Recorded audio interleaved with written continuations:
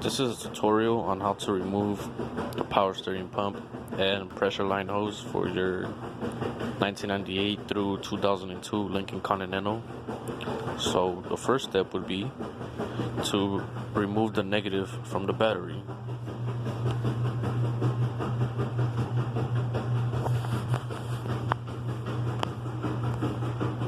Next, what you're going to want to do is remove the plastic crap on here so you can leave this area exposed. And I don't know if you can see, but there's a hole here on the radiator, and I'm using it to hold it up with a strong shoelace, a very strong shoelace, so that it won't rip and break my radiator. And I did the same for this side. Okay, so that's that. And then what you're gonna want to do next, there's a reason for that, is because you're gonna want to remove the bracket supporting the radiator so you can have a little bit more space to work with.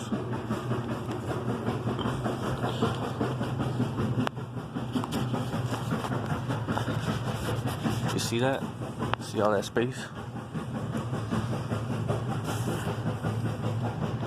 Now, I see a lot of people, when they do this video, a tutorial, they have to remove the Freon, but I don't do that. See, that's a waste of $100. All I do is I remove the bracket holding up the radiator. There's two bolts here. I believe they're 8mm or 10mm, and there's another one here on top. Yes, they're 10mm bolts. You got 3 on one side, 3 on the other side, and then you have 2 10mm bolts, 4 of them actually, 2 on each side, holding up the transmission cooler. Okay, so you're gonna have all that clear, but of course, you know, you're gonna have to first remove. You're gonna have to drain out your coolant. So here's the drain plug for the radiator.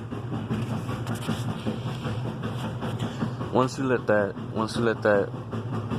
flush out, whatever, now you're gonna have a clean workspace. And what you're gonna want to do is, I already removed the thermostat housing, but you're gonna want to have to remove this clip from the thermostat housing. This is the hose that goes to the thermostat housing.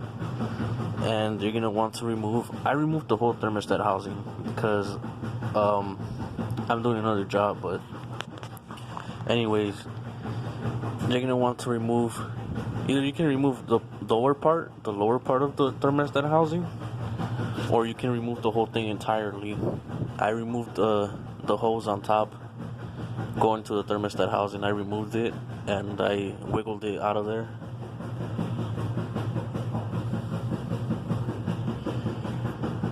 Okay, so you do that, and then you're gonna have a sensor here.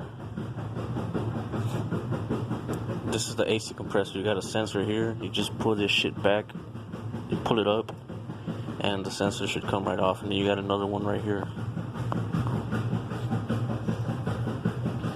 And then what you want to do is you want to get those out of the way, that wire out of the way, and put it in between the fan, somewhere right there, so you can have some space. It won't be bothering you.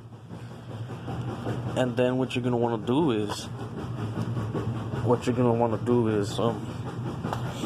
get like a cinder block. Get yourself a cinder block and place it so that you can rest the AC compressor on it. But before you do that,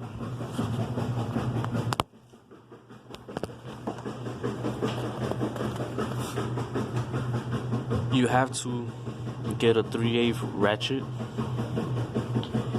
and loosen up the tensioner so you can get this belt out the way so you can remove the power steering pump.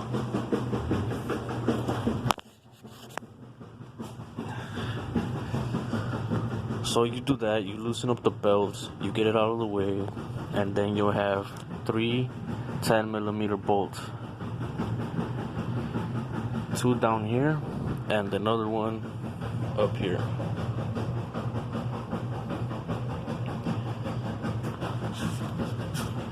And once you remove those bolts, be ready because this AC compressor is pretty heavy from down here.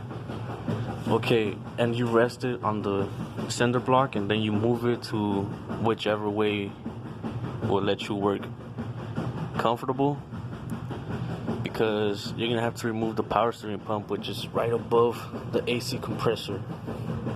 That's the one right there, and that one is gonna have 4 10mm bolts.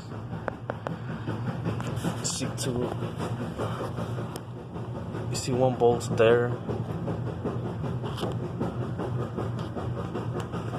and then you got another bolt right behind the pressure line. It's right behind the pressure line, then you got 2 bolts on top. That one and that one.